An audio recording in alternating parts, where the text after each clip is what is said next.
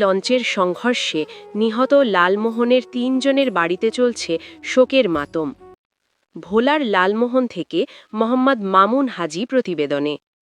ঘন কুয়াশায় মেঘনা নদীতে ২ লঞ্চের সংঘর্ষে নিহত ভোলার লালমোহন উপজেলার ৩ জনের বাড়িতে চলছে শোকের মাতম। বৃহস্পতিবার ২৫ ডিসেম্বর ভোলার চরফ্যাশন উপজেলার ঘোষেরহাট এলাকা থেকে ঢাকার উদ্দেশ্যে ছেড়ে আসা এমভি জাকির সম্রাট ৩ লঞ্চের সঙ্গে রাত আনুমানিক ২টার এমভি অ্যাডভেঞ্চার ৯ লঞ্চের সংঘর্ষ হয়। এতে ঘটনাস্থলেই একজন সহ মোট ৪ জনের মৃত্যু হয়। আহত হন অন্তত ১৫ জন যাত্রী।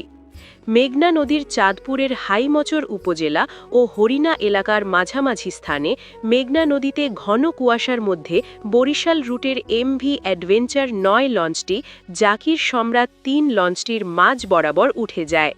শুক্রবার ২৬ ডিসেম্বর এই তথ্য নিশ্চিত করেছেন নৌপুলিশ চাঁদপুর অঞ্চলের এসপি সৈয়দ মুশফিকুর রহমান। জানা যায়, নিহত ৪ জনের মধ্যে ৩ জনের বাড়ি ভোলার লালমোহনে। আমার স্বামীর আমি দেখে গেছে আনছেন আমাকে শিখো দেখা হেরে গেছে ওই কার আমার দেওয়ার আছে তুমি তো জানা আছে যে হে শিখু দিতে আছে কা হে আয়া কছে যে গনি হে লঞ্চ সরছে তো ওর কিন্তু নাম্বারটারও ফোন দিয়ে চাও কি খবর। আমি আমার ছেলের বোর্ডারে গেছি যে তুমি যে আমার ছেলেটা একটু ফোন দিয়ে চাও ছেলে কি করতে আছে মোবাইলে টাকা নিয়ে কোনো দিতাম পারি না আলাপ করে আনিয়ে টাকা দিতে করতেছে না বাবা। এদের মধ্যে লালমোহন উপজেলার বদরপুর ইউনিয়ন ৪ নং ওয়ার্ড কাদিরাবাদ বেপারি বাড়ির সেরাজুল বেপারির ছেলে রাজমিস্ত্রি আব্দুল গনি। আমি বলতেছি আজকে যাও না, আমার বলতেছে আপনার একটা কিস্তি আছে তুমি জানো না, মাসে টাকা পাইবে তুমি জানো না, আমার আজকে বাধা দিও না, আজকে বাধা দিলেও আমি থাকবো না, আমি আবার ১২ তারিখে ফিরে আইবো। আমি বলছি আজকে থাকলে কি অসুবিধা? হ্যাঁ আমার অসুবিধা, আমার ৪ তারিখে কিস্তি দিব কে, তুমি টাকা পাইব কই, আমি যাইগা ১২ তারিখে আবার আসবো। একই এলাকার গোলাপ খাঁ বাড়ির কালু খাঁর ছেলে মোহাম্মদ সাজু এবং পশ্চিম চর উমেদ ইউনিয়নের ২ নং ওয়ার্ড লাল মিয়া গাজী বাড়ির গার্মেন্ট কর্মী রিনা বেগমের বাড়িতে চলছে আহাজারি। স্বামী মোহাম্মদ হোসেন ঢাকায় রাজমিস্ত্রির কাজ করত। ৭-৮ বছর আগে নিজেদের স্বাচ্ছন্দ্য জীবনযাপনের জন্য স্বামীর সাথে ঢাকায় চলে যায় রিনা বেগম।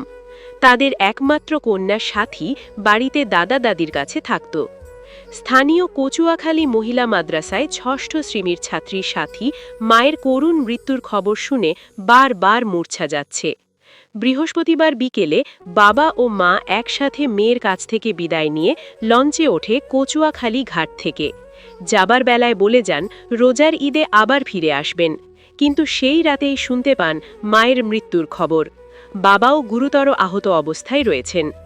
প্রত্যক্ষদর্শী ও যাত্রীদের বরাতে জানা যায়, ঘন কুয়াশার কারণে এমভি অ্যাডভেঞ্চার ৯ লঞ্চটি এমভি জাকির সম্রাট ৩ লঞ্চটির মাঝ বরাবর সজোরে ধাক্কা দেয়। ৩টা বাচ্চা, একটা মেয়ে, 2টা ছোট বাবু ছেলে, ওদের কি হবে ভাই? ওরা তো মানে বাবা ডাক কার কে দিব ওদেরকে, মানে কে ওই আকাঙ্ক্ষা মিটাবে? এতে জাকির সম্রাট ৩ লঞ্চটির দ্বিতীয় তলা সবচেয়ে বেশি ক্ষতিগ্রস্ত হয়। নিহত নারী যাত্রী সংঘর্ষের মুহূর্তে মর্মান্তিকভাবে দ্বিখণ্ডিত হয়ে ঘটনাস্থলেই প্রাণ হারান। অপর ৩ পুরুষ যাত্রীও ঘটনাস্থলে অথবা গুরুতর আহত অবস্থায় মৃত্যুবরণ করেন। যাত্রীরা জানান, রাতে লঞ্চের সাইডে অনেক যাত্রী ঘুমের মধ্যে অবস্থান করছিলেন। সংঘর্ষের তীব্রতায় বহু যাত্রী নদীতে পড়ে যান। তাদের মধ্যে কয়েকজন এখনও নিখোঁজ রয়েছেন।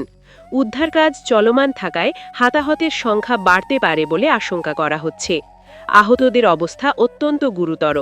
স্থানীয় জেলে ও নৌযান শ্রমিকদের সহায়তায় আহতদের উদ্ধার করে নিকটবর্তী হাসপাতাল ও চিকিৎসা কেন্দ্রে পাঠানো হয়েছে।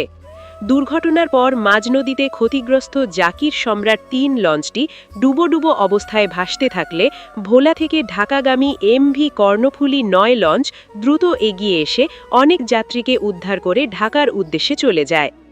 ঘটনার পরপরই নৌপুলিশ ও প্রশাসনের সংশ্লিষ্ট কর্মকর্তারা ঘটনাস্থলে পৌঁছে উদ্ধার ও তদন্ত কার্যক্রম শুরু করেছেন। দুর্ঘটনার সঠিক কারণ অনুসন্ধানে তদন্ত চলছে। লালমোহন থানার অফিসার ইনচার্জ মোহাম্মদ অলি উল ইসলাম জানান, ঘটনাটি আমরা জেনেছি। ঘটনাস্থল লালমোহন এলাকায় হয়নি। তবুও ভুক্তভোগী পরিবার সহায়তা চাইলে যথাযথ সহায়তা প্রদান করা হবে। এছাড়া মৃতদের লাশ এলাকায় আসলে আমাদের ফোর্স সেখানে গিয়ে প্রয়োজনীয় তথ্য সংগ্রহ করবে।